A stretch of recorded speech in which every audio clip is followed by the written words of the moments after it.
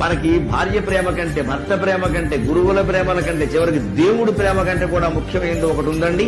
మన నుంచి ఏమీ ఆశించని ప్రేమ. నువ్వు అందంగా ఉన్నా లేకపోయినా, నీకు ఐశ్వర్యం ఉన్నా లేకపోయినా, నీకు చదువు వచ్చినా రాకపోయినా, నీకు ఉద్యోగం వచ్చినా రాకపోయినా, ఎవరు నీతో ఉన్నా, ఎవరు నిన్న మధ్యలో విడిచిపెట్టి వెళ్ళినా కన్నా, నిన్ను కన్నందుకు, నిన్ను ఈ భూమి మీదకి తెచ్చేందుకు నేను ఒక ఉన్నాను, నీకు కూడా ఉంటా అనగలిగింది ఈ ప్రపంచంలో తల్లి ఒక్క.